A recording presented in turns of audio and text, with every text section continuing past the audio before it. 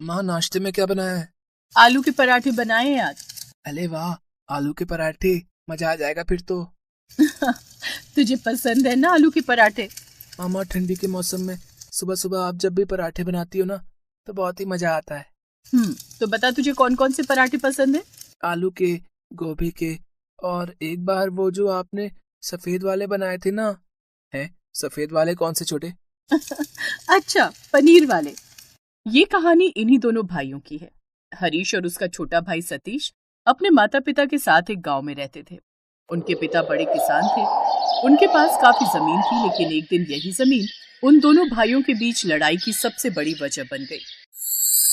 अरे ये तो बता दे कि पराठा कैसा बना है हरीश, बस खाए ही जा रहा है। हाँ अच्छा बना है। क्या बात है बेटा, देख रही हूँ तेरा मन कहीं और है। क्या सोच रहा है? इतना गुस्सा गुस्सा सा क्यों है? देखो माँ, मैं साफ साफ कह देता हूँ, सड़क किनारे वाला खेत तो मैं ही लूंगा। भैया ने ये कैसे मान लिया कि वो खेत उनका है? अरे पर उसके बदले मैं तुझे वो बड़ा वाला खेत तो दे रही हूँ ना। रहने दो माँ, अगर छोटे को वो सड़क वाला खेत ही चाहिए तो दे दो उसे ही। और तू क्या लेगा फिर? मुझे जमीन और संपत्ति का कोई लालच नहीं है माँ। लालच जैसी कोई बात नहीं है भैया, मैं अपना हक मांग रहा हूँ।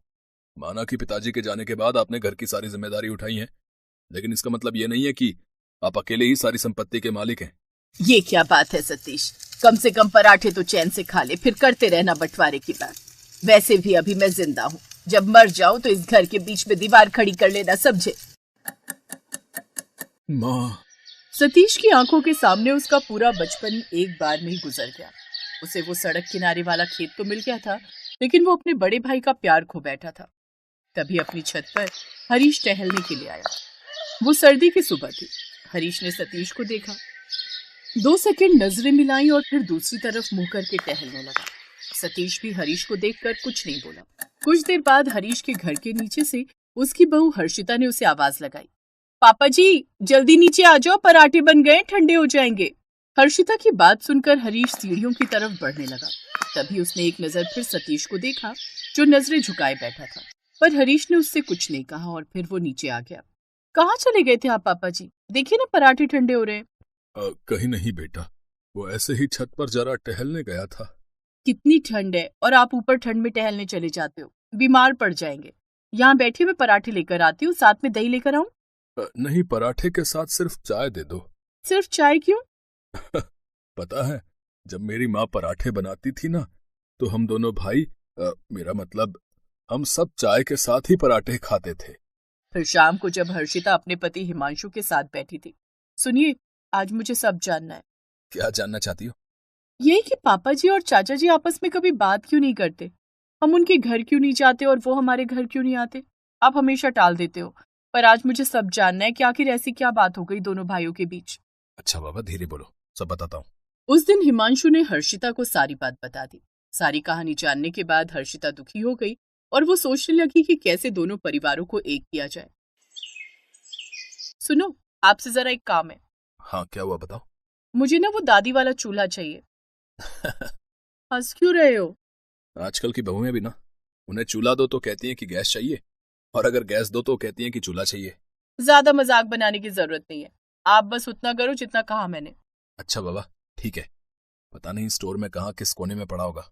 हाँ तो जिस भी कोने में पड़ा हो हम मिलकर उसे ढूंढ लेंगे। अरे पर तुम्हें करना क्या है दादी के चूल्हे का? क्या आप नहीं चाहते कि चाचा जी हमारे साथ आ जाएं, दोनों परिवार एक हो जाएं? धीरे बोलो हर्षिता, पापा जी ने सुन लिया तो तुम्हारे साथ साथ मेरी भी डांट पड़ेगी। देखो मैं चाहता तो हूँ, पर हम उस घर में ना तो जा सकते और ना ही उनसे बात कर सकते हैं। हाँ तो आप चिंता मत करो ना तो हम उस घर में जाएंगे और ना ही उनसे बात करेंगे। आप तो बस देखते जाओ, चाचा जी खुद ही चले आएंगे। इम्पॉसिबल। हिमांशु की बात सुनकर हर्षिता मुस्कुरा दी और फिर अगली सुबह उसने अपनी दादी सास की वही साड़ी और स्वेटर पहना जो वो अक्सर पहना करती थी। उसके बाद उसने छत पर चूल्हा जलाया और गर्मा गर्म पराठे बनाने लगी। तभी बगल की छत में सतीश टहलने आया। गजब की सर्दी पड़ रही थी तो उसके हाथ में एक चाय का कप भी था। फिर उसकी नजर जैसे ही हर्षिता पर पड़ी, उसके हाथ से वो चाय का कप छूटकर नीचे गिर गया और टूट गया। उसे हर्षिता में अपनी माँ नजर आ रही थी। जैसे ही हर्षिता ने देखा कि उसके चाचा ससुर उसे ही देख रहे, तभी उसने जोर से आवाज लगाई, सभी लोग आ जाओ भाई, गर्मा गर्म पराठे बन रहे हैं, चाय के साथ बढ़िया पराठे खा लो। देखो तो कितनी बढ़िया खुशबू आ रही है, जो पहले आएगा वो पहले खाएगा। हर्षिता की बात सुनकर नीचे खड़ा हरीश भी हैरान था। उसे कुछ समझ नहीं आ रहा था कि हर्षिता कैसी बातें कर रही है, पर हिमांशु पास खड़ा मुस्कुरा रहा था। हिमांशु ने अपने पापा को छत पर चलने के लिए कहा। उधर दूसरी तरफ ना चाहते हुए भी सतीश के कदम अपने आप ही हर्षिता और उसके चूल्हे की तरफ चल पड़े। एक पराठा मिलेगा बेटी? हाँ छोटे पापा, जरूर। पनीर का पराठा बनाया है, आपको पसंद है ना? इतना सुनते ही सतीश ने झट से पराठे का निवाला खाया और फूट फूट कर रोने लगा। ये सब देखकर पीछे खड़ा हरीश हैरान था। वो तुरंत सतीश के पास आया और रोते हुए बोला, कैसा लगा छोटे, पनीर का पराठा? अगले ही पल हरीश किसी छोटे बच्चे की तरह अपने भाई के गले लग गया।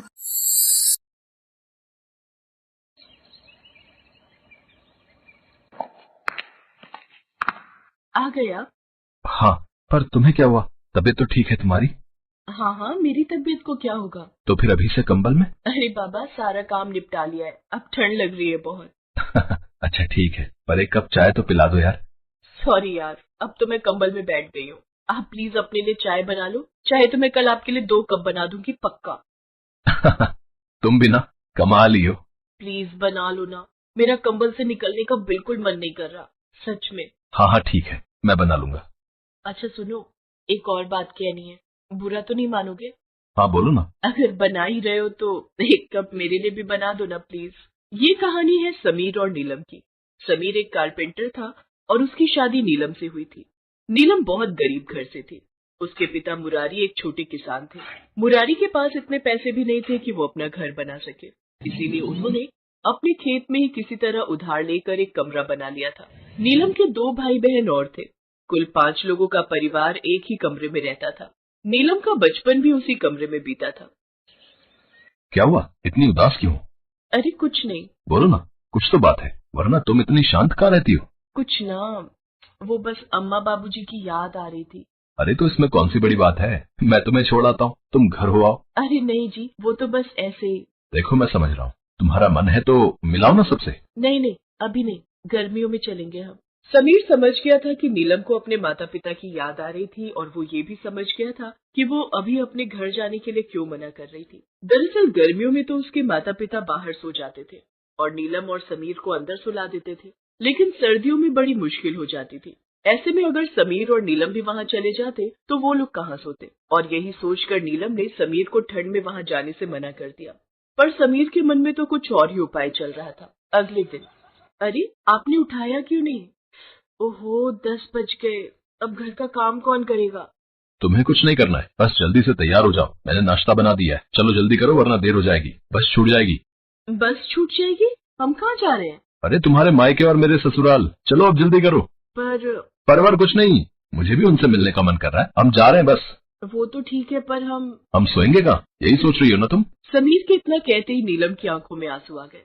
वो समझ गई कि समीर उसकी दुविधा समझ गया था। तभी समीर ने उसकी आंखों से आंसू पोंछते हुए कहा, तुम चिंता मत करो, मैं दामाद बनकर नहीं बल्कि बेटा बनकर चल रहा हूँ तुम्हारे साथ। इसके बाद दोनों बस में बैठकर नीलम के गांव के लिए चल दिए। नीलम ने अपना बैग संभाला हुआ था और समीर ने अपना। समीर के बैग को देखकर नीलम बोली, इसमें क्या ले जा रहे हो जी, बड़ा भारी लग रहा है। इसमें ना गंदे कपड़े हैं, 2-3 हफ्तों के, अपनी साली से धुलवाऊंगा जाकर। इस बात पर दोनों जोर से हंसे और फिर कुछ घंटों के बाद वो दोनों नीलम के गांव पहुंच गए। कुछ देर पैदल चलने के बाद दोनों नीलम के पापा मुरारी के खेत पहुंचे, जहां बस एक ही कमरा था और नीलम की माँ रामकली बाहर खाना बना रही। नीलम और समीर को देखते ही मुरारी और रामकली बहुत खुश हुए।